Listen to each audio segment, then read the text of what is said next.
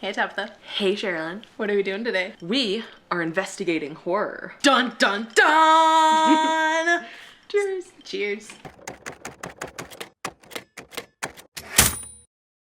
Before you go setting that down, would you like to tell the people what you're drinking?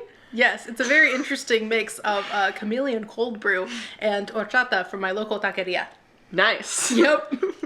I am drinking Alani Witch's Brew, which is very tart. Yeah, I think I had one of those last year and I didn't like it. It tastes like sweet tarts. Yeah, it's like a green apple, I think. Yeah. Yeah. Not for me. Yeah, it is a beverage. Okay, so would you like to elaborate a little bit more on what we're doing? No. Exactly. No, just kidding. Yes. So one of us is very much into horror, and one of us is finding out what on earth horror is. So we wanted to do a bit of a deep dive in kind of fleshing out horror as a genre, as an art form, because it is very frequently, at least from my perspective, the reason it took me until now to like start getting interested in it is that it seems very ambiguous and uncomfortable and weird, and there's a lot to it that it just seems like a very mysterious cloud of like, I'm not really sure what's in there, but I know that it's dark and uncomfortable, and I don't know what to do with that. And so when it comes to literature in particular, what is a horror novel? What makes something horror? What are horror elements? Is a question I've started to ask more and more, because I'm like, why are so many people into this? I want to understand why this is something people want to read and keep coming back to. So we decided to delve deep into what is horror. And so we found a very short introduction on horror from Oxford University. This one is written by Daryl Jones. And this is, as you can see, a very short introduction into horror as an art form, how it's impacted civilization always, the part it plays, the role it plays in humanity and the human experience. And we want to really peel back the layers, kind of unmask, demystify. That's a really good one, actually. That's a good one. Come like literally like poofing the cloud away. Yeah. Yes, I like it. I'll take two. So we just really want to get into that, because more and more we're also running into people who are like, horror, I don't know how I feel about that. And other people who are like, horror is actually a lot more pervasive than you realize. Horror elements are in a lot more art forms than you realize. It's not necessarily just that which is labeled as horror. It finds its way into fantasy, it finds its way into other pieces of fiction, it finds its way into other art forms. So kind of, yeah, just demystifying what horror is, and we're using this book to do that. And so, for this will be linked below if you are interested in following along on this journey. We also, for the future section, so we're going to be going section by section with this with you guys. And obviously, because we're doing a video form, you're not going to get all of the context. So a really good thing, if you want more information, is going to be to pick this up. And then also in future chapters, we're hoping to bring in some more articles, bring in other pieces of information to really level up this experience for you guys. This is something new. It's something way more intellectual than we usually do here. Crazy. But it's something very exciting because I've loved horror for a while now. I also used to think of it as before I read Grady Hendrix was actually my first horror. Okay. And I also thought it was just like slashers, and at the time I wasn't like into slashers or anything like that. Yeah. So I also pretty much stayed away from it. But yeah, it's in everything, and it was really cool. The first one I read was My Best Friend's Exorcism, and it was really cool because you could see that like the mean girls were like the most horrific part. And some of my favorite pieces of media, like Heathers, has a lot of horror elements, and like Mean Girls. So that was like a really good book to pull me in. So, that would actually be a good little chapter. We're having a little chapter right here. So what's the book that you would say really pulled you into horror? I think what actually pulled me in would be Staircase in the Woods by Chuck Wendig. I did read The Shining almost a year ago now. I've read what turns out to be books with horror. I've read Discovery by J.J. Minton earlier this year. But yeah, the one that really actually like sucked me in, I was like, okay, I think I do want more of this, was Staircase in the Woods. Awesome. Yeah. And also, this is an open discussion. So whatever we say, including this section of what book got you into horror, we would love to hear what your thoughts are below as well. So any of that goes for anything we're going to talk about in the future in this as well. So yes, please let us know your thoughts. We also wanted to talk really quick about like how this reads, because this is a short book, but it's also very, very informative. So how was your reading experience? We've only done the introduction. How was your reading experience so far? Oh, it was so good because yes, it's short. The introduction is 20 pages, so at first I was kind of back and forth on like what's this going to be like. But it reads so well. It does take some time to soak in and to really like pretty much each paragraph I read 2 or 3 times because there was so much within each paragraph. There was so much that he was saying, so much he was pulling in. There's just so much good information that I really did have to like it. I texted Tabatha, I was like, I want to devour this, but I also want to savor it. And it just reads really easily. Yes. But then you do still need to take your time. Yeah, for me it read very similarly. Like I really wanted to just continue and like take all of this in, but also savor it at the same time. I also love that it just kept having so many good references to good materials. I was also impressed with how many of those references I got. Yes. I was same. so pleased. I was like, wait, I know what he's talking about. Yeah. Am I an intellectual? Yeah, and I've added like the ones that I don't know, I've added to like a list of books that I want to read one day. Because like he mentioned, even, we'll get into that later, but like there were other references in there to other pieces of media, not even just books. They were, yeah, he brought in TV shows and movies as well, and cat. And even the cat. No. Yeah, but he did bring in other pieces of art and media that I was like, oh. Yeah, it was super. I know this. Super cool. Yes. Okay, so yes, highly recommend you guys reading this as well. So the next topic is the history of horror. I thought it was super interesting how he talked about it's been everywhere for as long as art has existed. Yes. Yeah, it's because it's so much part of the human experience, and art is expression. Like I was processing that in the shower earlier, where the best thoughts happen. And yeah, I was just thinking about how art is so much like the purveyor and preserver of history and culture throughout millennia. And that horror is because it conveys so much human experience that there are so many events in history are horrific, and then so many ways of processing the human experience just play on or pull from the realm of horror.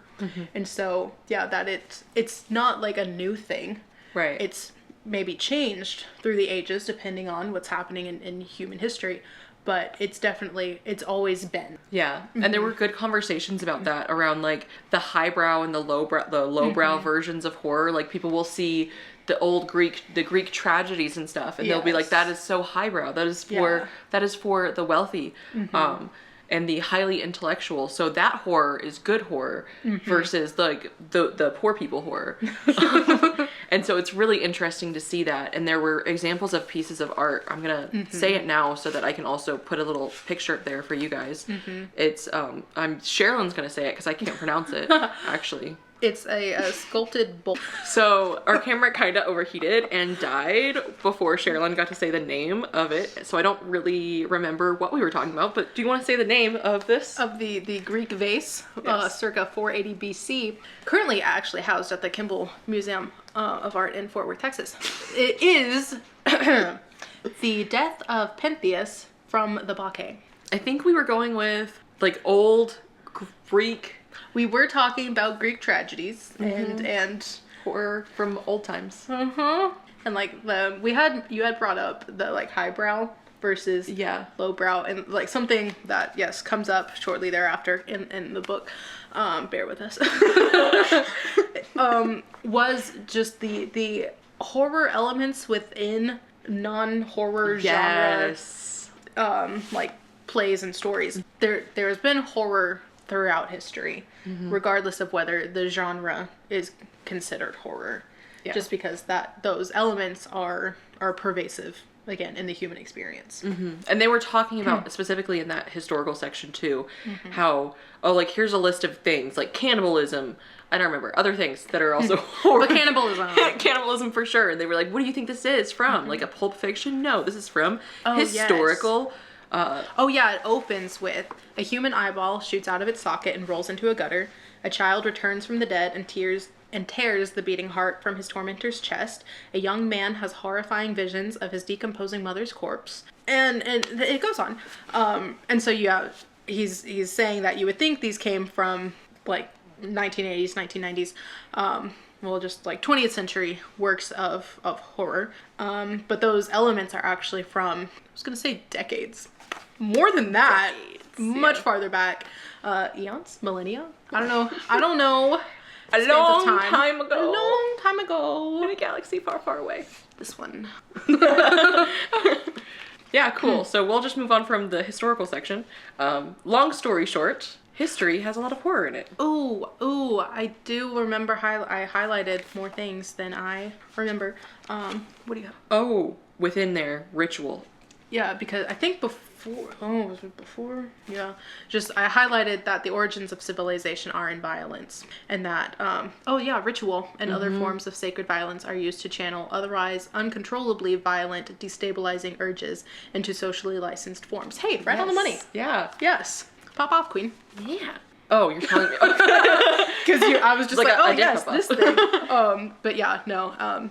I thought that was super interesting because, one of the things that you learn about history is ritual sacrifice, things like that. Yes. And so I thought that was really interesting to get those urges out. They had a sanctioned event, and our sanctioned event now is to go see a horror movie. And that's why horror movies are so popular. It's because it's a sanctioned event that you can go to. Socially acceptable. To let out those urges rather than, like, I don't know, pushing your best friend off of a cliff or something. And then with rituals, there was something else that tied into rituals that I put later. Is it the catharsis and the... Yeah, I guess that bleeds right into that one. Yeah, that it gives, because it's socially acceptable, it's a way that we can deal with and process those deeper, darker human emotions that we may not otherwise be able to just talk about or discuss or and just in a sanctioned way. Yeah. Sanctioned violence. There's also two schools of thought that I thought were really interesting in here, and that was Katharsis versus like Pavlovian. And I think both have really interesting ideas behind them. So the Katharsis is you're getting those urges out, you're not worried about those anymore. It's a way to release those urges. And then the Pavlovian philosophy, I guess, is that it's training you to do this. And this is something you see a lot discussed with like any kind of media, but I've seen that a lot with like video games. They're like, is violence in video games okay? Or like, is violence in movies? Is violence in this okay? And that also goes into censorship, which comes right next. Yeah. Okay. But it's really, and where do you feel like you align with it? Do you feel like it's more like on the spectrum here? Let me see. Yes, on this spectrum here. Where do you align on whether it's Katharsis or Pavlovian? I think I would fall more in the catharsis, just the processing and kind of like defragging of my mental state or like emotions, that it gives me a place to kind of work through and work out that which I don't otherwise necessarily confront. On the Pavlovian side of things, I don't feel trained to do anything violent, but there's always a but. I think it comes into play the desensitization of ourselves to violent and horrific and terrible acts, because which may be a good or bad thing. Yeah, which like it has its purpose because, like we've discussed, humanity, like it is a part of the human experience is horrific, tragic events. And so there's a level of desensitization you have to develop to be able to continue, so that you're not weighed down in just like this existential dread. So it can give you the opportunity to kind of build up tools maybe to process, which may actually lean more on the catharsis side, but it because there are terrible things that happen in the world, and when they pop up in headlines or in the news, very frequently it's either just shut it out because I don't know how to deal with that, or if you already kind of have a foundation for engaging with that sort of material, even if it's, you know, real life events, then you have a way of kind of processing and living alongside that. Interesting, because I don't know how good of a thing it is to be desensitized to violence, like, in real life. I don't think it's good to be desensitized to it, but I think to be able to process it rather than just, like, shutting it off completely. Okay. Yeah. So, like, it kind of gives you the, like, rather than shutting down and just, like, okay, I can't deal with that, it doesn't exist, just, like, completely separate yourself from it. Yeah. It kind of gives you a foundation to be scaffolding. like, yes, and you can be like, oh my gosh, that's terrible. And you can look it in the face. Yeah. Without the existential dread, and kind of look at it for what it is and understand, like, the deep depravity of humanity, but also continue. Yeah. After. Okay. Yeah. Yeah. Yeah. Yeah. Yeah, I can see that. Yeah, I do like boundaries being pushed, for sure. For me, there can be times where it goes a bit overboard, like it goes way far out of the boundaries.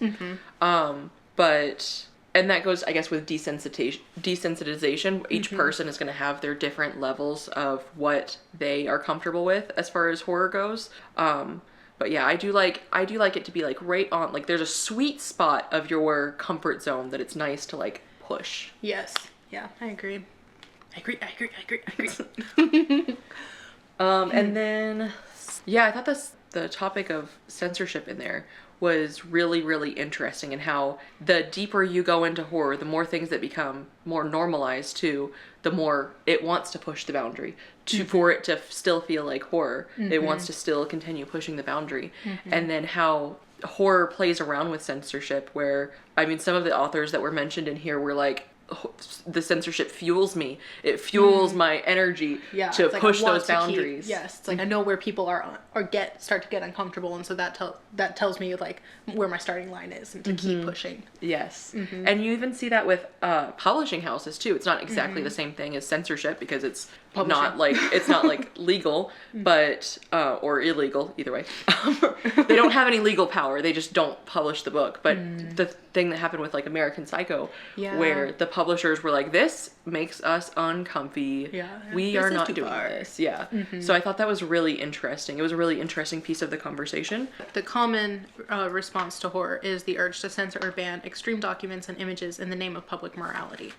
So just because we have these, like, understood societal norms and rules, and that which the general populace is comfortable with, we think we have to play inside those bounds. And so when stuff starts to get outside of those boundaries, and people, you know, become aware of it and get uncomfortable and start to fight back, because we're comfortable in our bubbles, and we don't want that challenge or that uncomfortableness. Our next topic is the Sublime, which is a topic I love. It's a really interesting concept. I learned about it actually just a couple of years ago, so it's not one that I've known about forever, but I think it's super cool. It's a really cool feeling, and it's that feeling where it's like a feeling of awe. Like, if you see a painting and it's a guy staring over, like, an abyss, then that gives you that awe, that sense of, like, almost terror, and it, like, pushes you to your limits, and it's so cool, and you can see it in so many pieces of media. And it's such a cool feeling. Yeah. Did you have more? You looked like you were about to say something, so go. Oh no, I was just thinking of, like, just the moments of awe that aren't exactly terror, but also like they start to verge. Yes. Like that. I don't know if this happens for anyone else, but very frequently for me, that'll happen in large enclosed spaces. So, like, if I'm in, like, a foyer of a grand, like the what is it? Not the Opera House, but something in Dallas. Like, or where was I recently? In a stadium where it's like there's this giant roof high above you, and there's just it's like this giant dome of just emptiness, and just, like, it feels different than just standing under the sky. And it's like there's just this massive architectural wonder that was like, how did we do this? How did we get here? and science and engineering, that's how, it's because we keep pushing boundaries. But yeah, that but I very frequently have that feeling with art and architecture. Of like, there are one time at the museum of, I think it's the Museum of Modern Art in Fort Worth, like just a giant painting, like it just took up the wall. It was a giant canvas, and like the artwork itself wasn't very intricate, but just the sheer mass, the sheer size, like being in front of things that shouldn't naturally be that big, because like standing in front of a mountain is different. Like, we're standing like in the mountains is different than like standing in front of a large piece of art. Like, I don't know how to describe, but like I get that like strange feeling of like something about this isn't natural. And maybe that's what it is. The sky is natural, the mountains are natural, but like to create something that pushes the boundaries, and that happens a lot with art and architecture. Especially with architecture and like just some of the crazy like cathedrals and buildings that have been created throughout history, and like the steps in architecture that have happened over the centuries. That's the word I was looking for earlier, centuries. But yeah, just to stand in, I've gotten to visit Barcelona, Spain, a couple times, and both times I've been in the Sagrada Familia, and it's a cathedral that's currently being built, and it's just so fascinating to just like stand in that space, and especially because it's something that looks historical but is current. I mean, it's been being built for 100 years, but it's that I get that feeling a lot with like physically I get that feeling a lot in architecture, and just like masses and massive structures that like it's unnatural, it's defying gravity. Maybe that's where it comes from. I don't know. It's interesting. I felt that in the cathedral in Montreal too. Okay. But I also think of it so much as like people, like when you stand on top of, like if you've gone on a hike and you're like standing on top of a mountain, it's funny that you mentioned like the opposite, because like you can stand on top of that mountain and you look out and all you see is like just like a lot. You see just like a lot, and you're just like in awe of everything that you see. So like I felt like that with that one.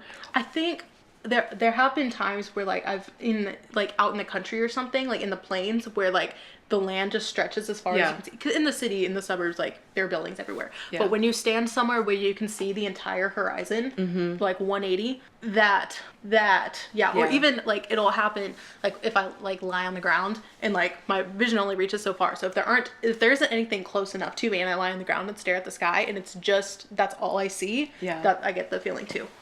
Yeah. Sorry. I love the feeling. I love that feeling so much. Are there any horror books that have given you that feeling, that sublime feeling?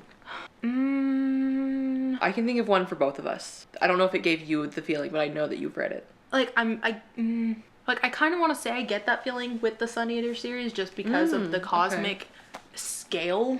Okay. But what are you thinking of? I'm thinking of Discovery.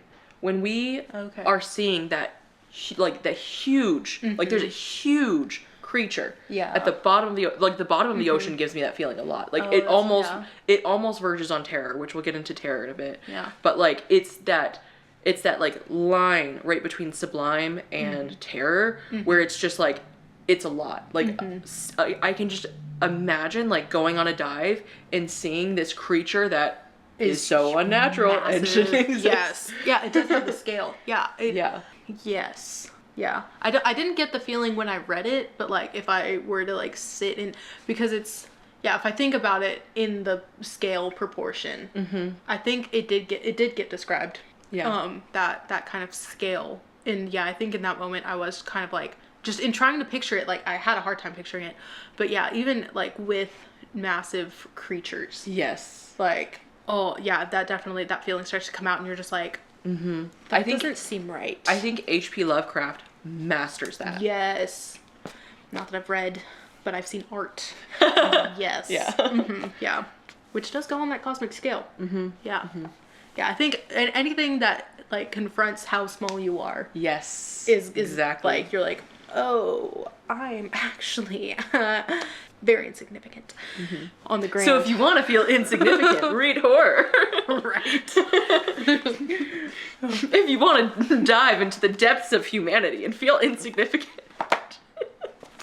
You're not wrong. We're really selling you guys. We really are. Okay, so like kind of verging into from Sublime, the next topic that we have, and they kind of have it as just Gothic horror and terror, but I wanted to bring in that Stephen King section where he also mentions gross out. So Gothic versus terrify versus horrify versus gross out. What would you say are some of those definitions of what that means? And like, I would like us to give some examples of each of those. Do you have a thing in mind of how you want this to go? For like Gothic, yes. Yeah. Yeah. Because that one is, I know you've mentioned before how it like relates to houses, but it goes deeper in this much one. more, yes. Yeah, it goes way deeper in this, and it talks about how Gothic is like kind of like an act of rebellion. And it's taking that, you mentioned natural, it's taking that natural and like watching it decay, pushing it to those boundaries. So like houses, it's watching those houses crumble into the dirt. You sounded like you have an addition. Oh no, I mean just just the way like that he describes it. Oh yeah, that it's associated with an excess of something. So whether that's diving deep into like a dark atmosphere, it very much feels it's more on the atmospheric side of things. 100%. And often Gothic pieces of work just feel like they're dripping with excess. Like it's a weird, I don't know how to put words to it properly. They're often written very flowery too because of that. It's that excess. And they talk about a little bit about the history of it and how it's changed over time. And like at its core, it's rebellion. It's being different. It's taking what's normal and changing it. So like one example I have is Wuthering Heights. I mean, it is a Gothic tragedy. It's a Gothic book, and it's taking those romantic tropes and it's twisting them and it's making it more Gothic. And so yeah, like kind of. Sorry. No, you go. I'm thinking like with like a very like vivid description is like with the picture of Dorian Gray, the way the picture like deteriorates and decays, and I'm thinking of just like the melting candles and the skulls, like it is like going to extremes, having that excess, and like so much that it's a bad thing. Yes, like the way like something is good for you but too much is bad. So it very much pushes into those like they went too far. Good example. Thank you. So that's actually a perfect example for Gothic. What about horror? So first of all, I guess let's go to terror first, because terror is supposed to be like the highest point. So what is terror? Yeah, I think like terror is those things that push you almost to question reality or question your place in reality of and your perception of like what that terror is kind of like the more internal one. So like a really good example for that one is going to be The Shining. Shining is like a lot, you're watching the mental deterioration of a person. That it's the metaphysical dread. That it's an internal struggle. Yes. The dread is a good word for terror. Yeah, that comes up at some point. Just that internal versus external types of fear and what's horrific and what's terrifying. And terrifying is that internal. And another, bringing up H.P. Lovecraft again, he's really good at terror. Like you're not going to see like a lot, at least from the few stories I've read, there's not like a lot of gore or violence or anything like that. It's all terror. It's like basically 100% terror. Yeah. And then next we have horrify. And so if terror is on the inside, then horror is on the outside, and that tends to be more of like some of the ways it was described was kind of like when the inside crosses over to the outside. So like often with bodily fluids or and vice versa. Yes, and when things like go like inside, a worm that is in your belly. There. Yes, it's very much of like things being in places they shouldn't. Yeah, it's not making you question reality or anything like that. It's making you squirm. But like before the level of gross out. Right. Because like a good example could be like diet pills that go too far. I've seen that done in a few things where it's it's like actually there's some kind of parasite in there. You don't ever see the parasite. It's not gross out, but it's like it's making them too thin, and it's like pushing that of too thin. So you have that horror. It's not making you question anything, but it's making you go, oh, that's like that doesn't belong there. Yeah, that makes me squirm. Like I can't imagine that happening. Or things like, I think that's a good one. And often just like with like bleeding or like I was gonna say like bones sticking out of the body. It's like, which is gross, but also is just like it's breaking that boundary of like this belongs on the inside and now it's on the outside and it should not be there. Why am I seeing this? Yeah, that was And then the last one is gross out. And that just gross. Goes too far. Yeah, it's like where it is just intentionally like, how far can I go to make you just physically uncomfortable? Would you say it's horrified to the extreme? Yeah, I can see that. Makes you squirm even more. It's like it's mostly just like no other purpose other than to make you squirm. Yeah, and even that it's shocking. Yeah, it's specifically to be shocking. Yeah, and jarring. So which of those? So we've got Gothic, terror, horrify, gross out. Which of those would you say are your favorites? And well, obviously we're both, gross out is the least favorite for both of us. Yeah, I'd say Gothic for sure is one of my favorites, just in that because it's so atmospheric and it kind of plays into world building, which is one of my favorite things in books. Like it is very much more the setting that plays into what makes things so uncomfortable. But there's also like a beauty in it. Yes. That goes too far. Yeah, that's often what I love that one too. Yeah, and it's where I've seen the most Sublime, but I don't know that I've read as much in the terror section. I'm very intrigued by that idea. Yeah. There is definitely, like, if I think of H.P. Lovecraft, he has the Sublime and the terror, so there's that. But like every Gothic book I've read has the Sublime in it. It's gotta be there for it to be Gothic, I think. I haven't read anything that doesn't, so correct me if I'm wrong. But everyone that I've read definitely has that, at least at some point.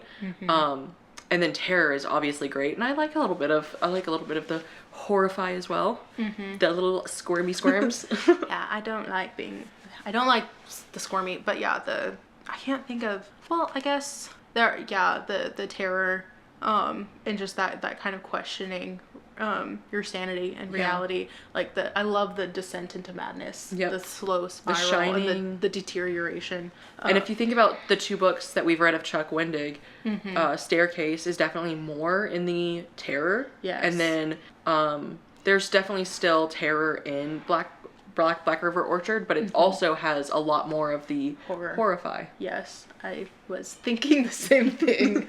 Hive mind. Yes, but yeah, like you were starting to say, or you were saying about The Shining, the terror element. I loved that. Yes. And yeah, it very much had that just gradual decay of like the mental state, and that just fascinated me.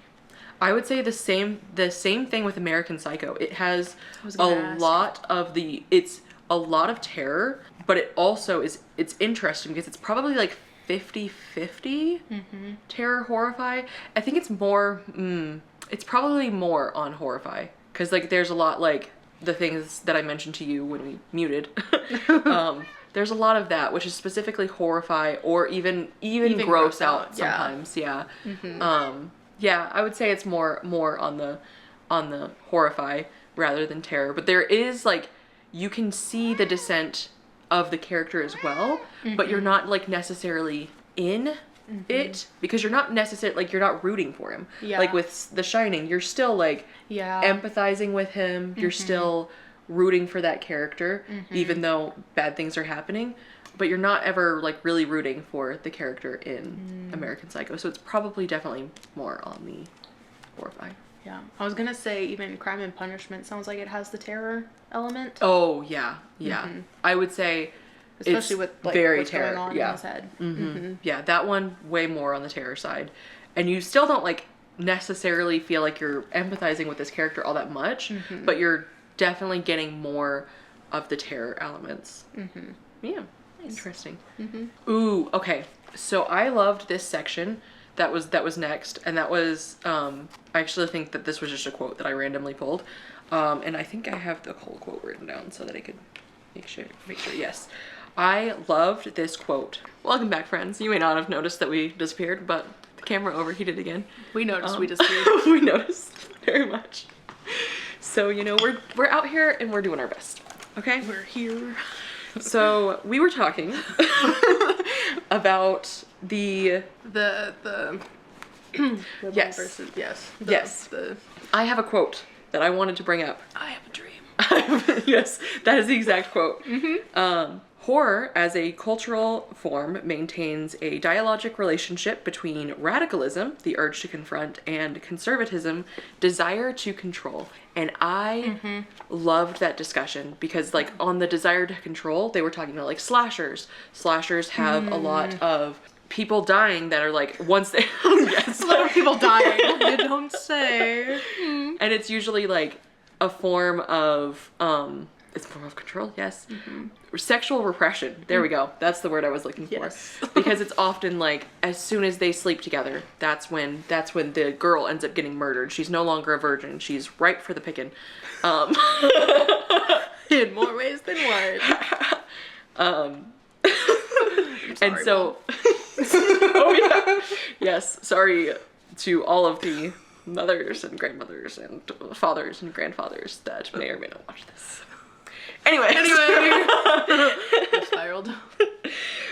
Oh, yes. But I love that discussion. I love how it goes in that back and forth. It has that conversation between both of those. It has that friction's the word, between that desire to control and that little bit of rebellion. Yeah, the desire to be free. Yes, yes. And so some of them, so slashers are often an example of the control.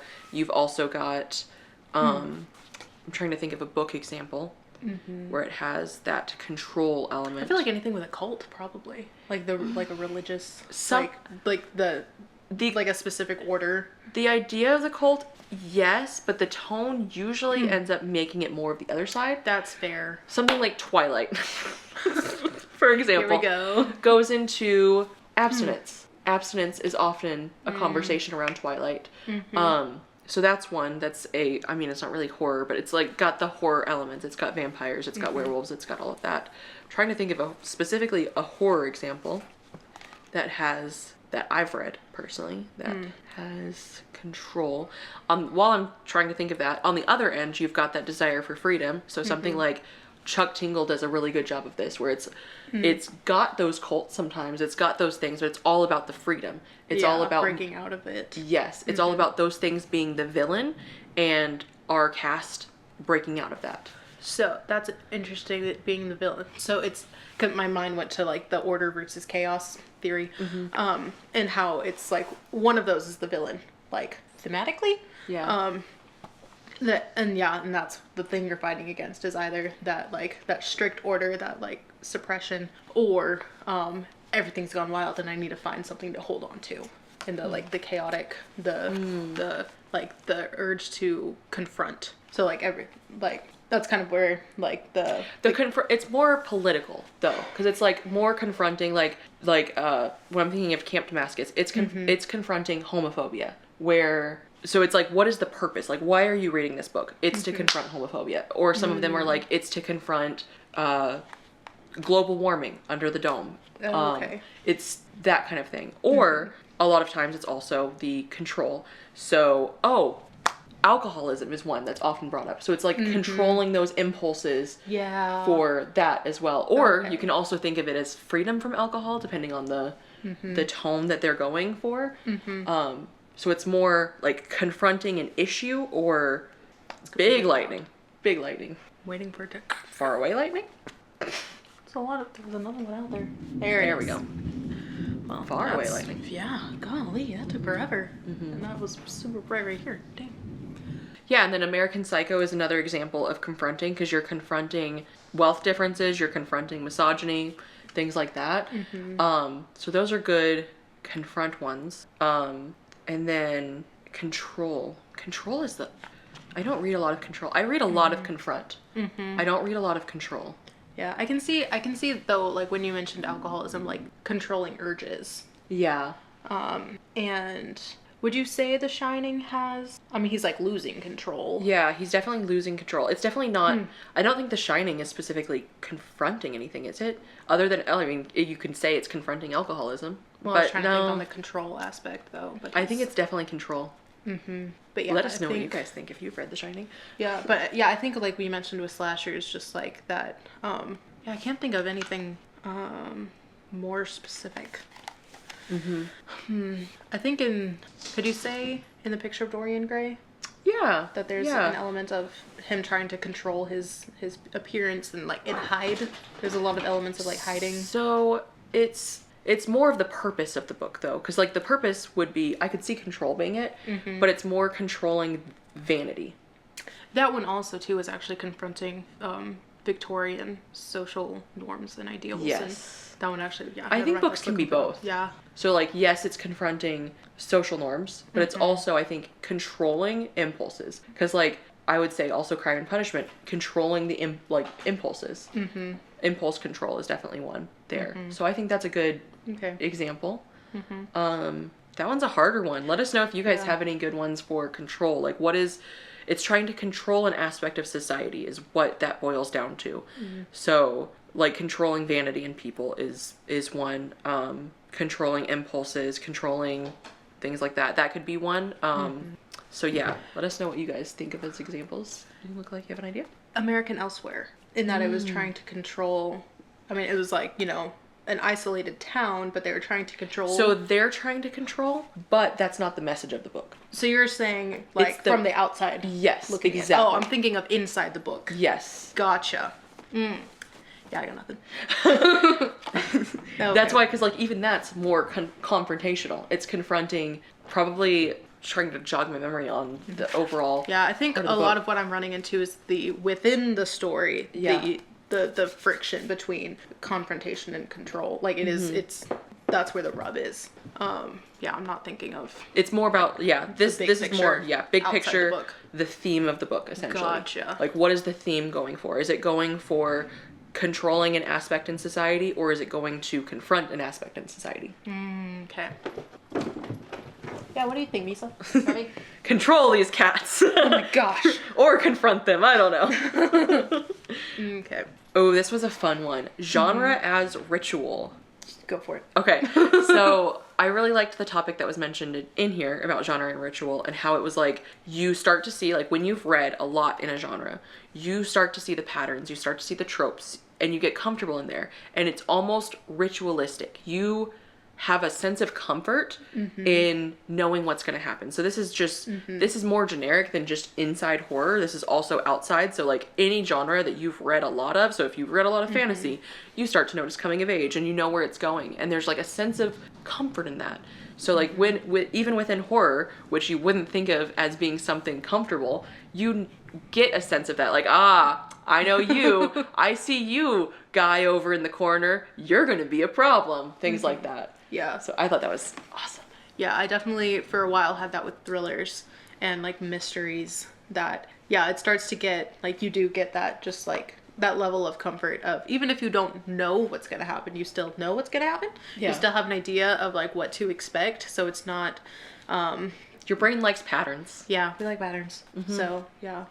And there was a time where I had an issue with that. Like, I've read a lot of this genre and it starts to feel formulaic or whatever, but then you realize that exists and it's in all genres. It's in all genres, and it's more of a friend. You're meeting a friend again, rather than it's not creative and not new. Nothing's new. Everything is a bunch of the same stories told over and over again in different lenses.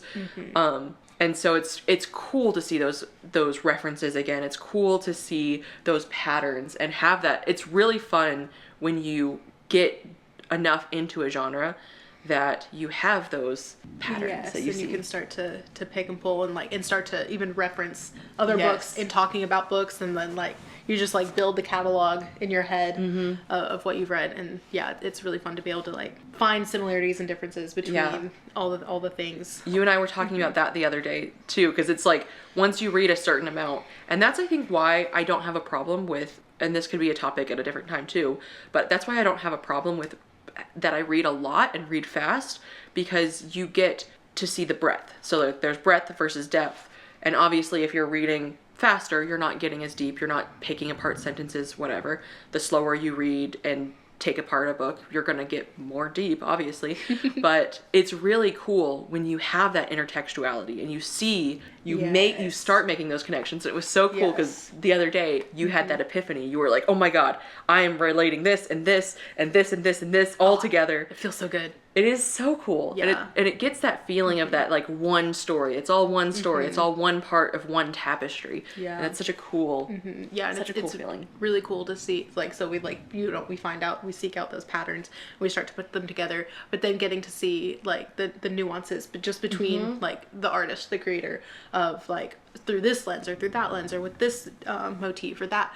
Yeah, just getting to, it feels like a puzzle or a mystery and you're like peeling back the layers and kind of, and just you get to continually dive deeper and deeper into just expression and yeah, just all the options that are out there. And it's so cool just to see how our different minds can start at the same spot and diverge.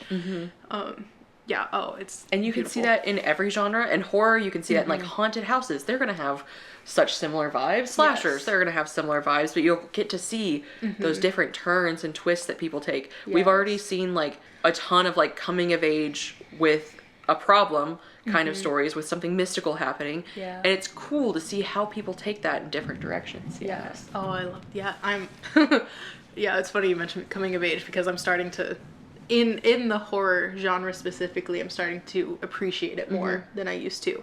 And the, just that, what is the event? What is the turning point? And how does that like springboard into the future? Just watching those stories play out and like, again, just like all the ideas that can spring from that is just so cool. Yeah. It's all one story. Love that. Yeah, so this next topic is looking at the uncanny and the weird. And so these are just additional subgenres within horror and ways of exploring different ways existence. To talk about it. Yeah, different ways to talk about it. And so the uncanny is described as where the strange and the familiar meet. So when it was funny, as I was reading this earlier, I had, like, in the moment of reading it, I had an experience and I was like, I'm paranoid. Because it's where, something is just a little bit off and then you're just a little uncomfortable and you're like, did I see that right? Did I hear that right? So I was at home with the dogs and with two of them, and Jose had the other puppy at the vet. And so, the dogs go back and forth, like being chill and being crackheads. And so at this moment, they were over here at the window, just looking out the window together. And I heard a sound that sounded like the puppy whining from like not where the puppy was. And I was like, I don't know what I just heard, but it's like, it sounds like her, but she is right here and the sound is not coming from right there. And so it was it was probably just an outside noise. That's what I'm telling myself. The thing about the uncanny is it's so, like, you always think that in a horror movie, like when something happens, you're like, surely this is obvious. Like, there is something going on here. But then in real life, like, a weird thing happens and we just rationalize it away because we're like, I don't know what to do with that. Surely that's not what's happening. So we're like, no, it's fine. I just heard something. Oh no, I probably just left that open. Like a door. Like I probably moved that thing when I just forgot. So that's where the uncanny lies, is in those differences in reality where it's just like a tad off and you're like, or it's also like the juxtaposition as well. So it's the tad difference or it's the juxtaposition. One good movie example that we both watched, The Weapons. Weapons, I think, is a really good example of this. Yes. Because you've got kids, and the uncanny part is they are all Naruto running away from their homes. And then you've got a house. It looks normal. You go up to it. Newspaper all over the house. You've got different, all over the windows. You've got other things that are happening are very like, what is this? Hold on.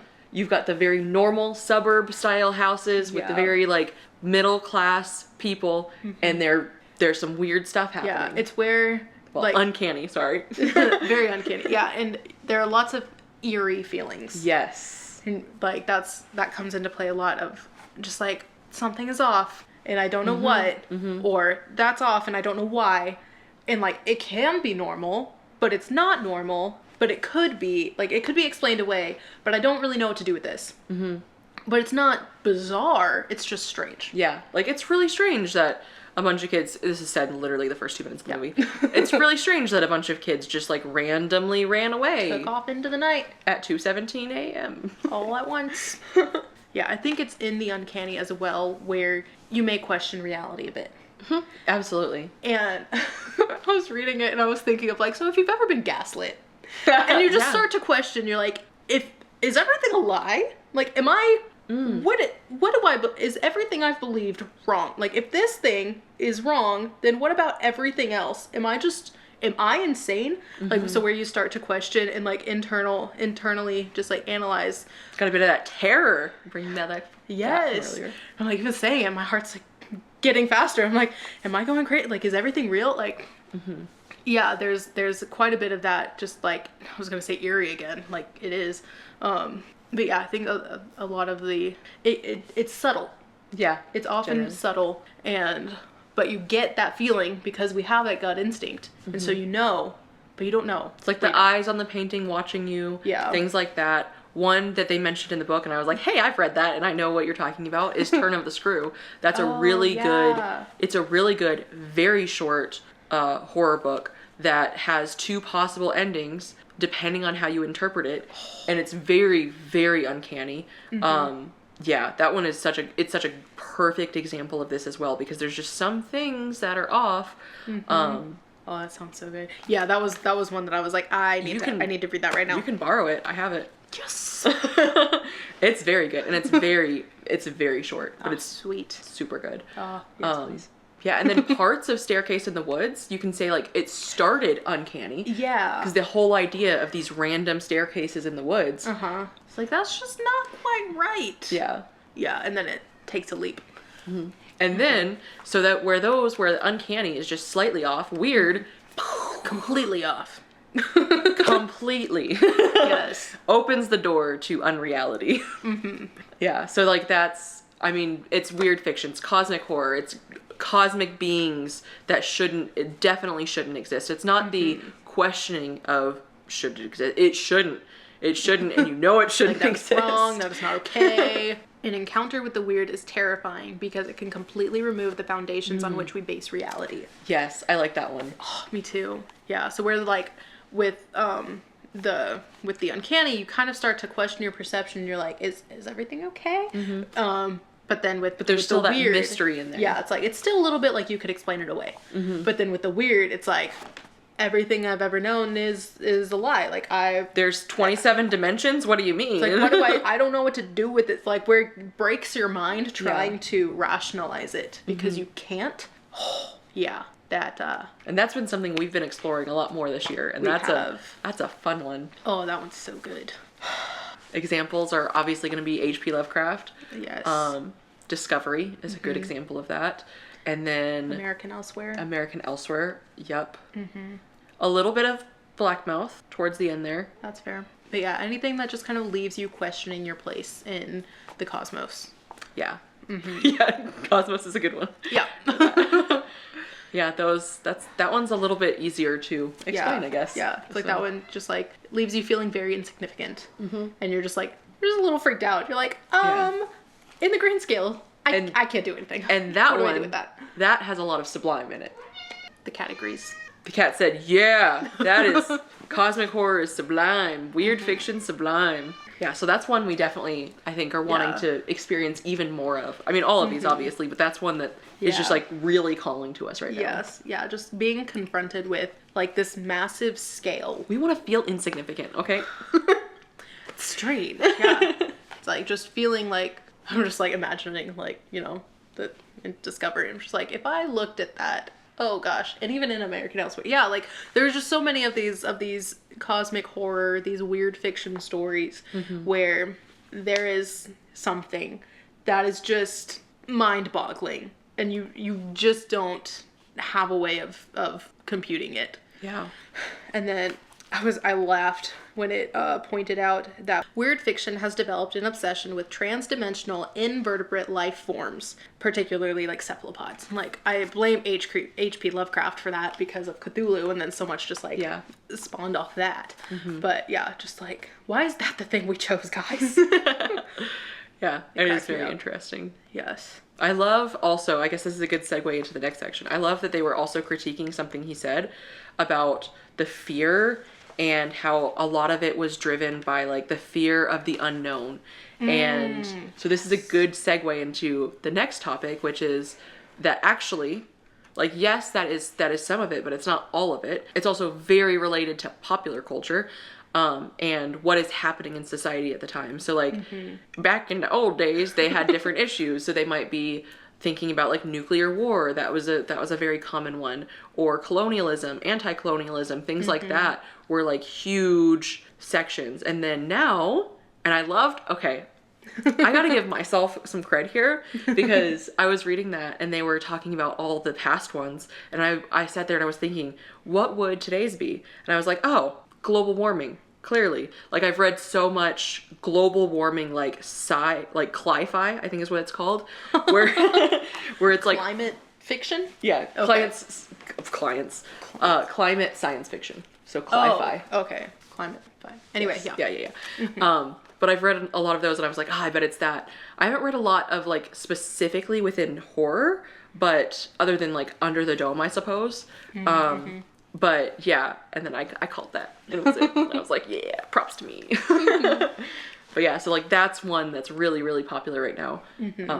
Yeah, something else in that that really got me was just the how the fear of the unknown is so frequently like considered like a big deal. That's a big fear for people to have. But really what becomes more terrifying is the fear of the specific. In that like having specific anxieties about like it's when you put a face or a name on it that it becomes real and thus more terrifying, whereas it's kind of like space, there's stuff out there, we don't know what, it's like it's freaky, but like you don't really think about it. But then if we were to identify some specific threat out there that could, you know, annihilate us, that would be beyond terrifying. Yeah, that's a really good analogy. I was thinking of like the ocean, because I have that like I already have that like deep water I've literally had nightmares about it, and then you couple a freaking 7 million foot tall tentacle demon under there. That's even more scary. that was something. So that kind of plays into my experience reading Discovery, that there was in fact a discovery of something. And the book was looking at the global response to this discovery. And in my mind, I was like, so we discovered this thing, but it's been there. Like, it's not a new thing. Right. And it's just, we know about it now. Like, why is everyone freaking out? And it was in reading this that it clicked that like putting that name on it, putting that label on it, knowing specifically what it is, rather than just like, oh, there's stuff out there, move on. Having that specific like face on anxiety or fear is like where that causes a reaction. And so that, that was something it hadn't clicked for me yet when I read Discovery. And so I was kind of like trying to understand why stuff played out the way it did. But now I'm like, I see it now. It makes sense. That's cool. I love that it helped solidify that for you. Yes. Because I was like, I guess it works, but I still don't understand like why. Now I do. Yeah. Yes. It's really cool because some of this you also like with the Gothic horror terror elements, it's like, you know that there's differences, but it's cool to have words for it. Yes. It's cool to have that language that you can use. Because it used to be just kind of like, oh, vibes, feelings, an example. But having actual words now for it. And to be able to kind of categorize, rationalize in our mind of, because that was a big question that led to this happening, was what is horror? Like, what does it mean? What are the pieces of horror that What does it mean? what does it mean? What does it mean? Yeah, that. So, yeah, I think getting to just start to break down and demystify horror this way, and giving us the language to analyze and respond to, and that makes such a difference. And so this is going to be a fun exploration. Yeah. We've got quite a bit more to go. Mm-hmm. And we're so excited to take you guys along on the journey. Mm-hmm. Let us know what horror means to you now. And if you're not feeling chatty, leave us a ghost emoji. Sure. Why not? Yeah. We'll run the gamut of the horror and the creepy emojis. We will. Don't worry. Have no fear. Oof. And be sure to stick around and join us. Yes. As we continue this journey. And let us know your thoughts on anything we discussed. Anything and everything. We'll Cheers, see you next besties.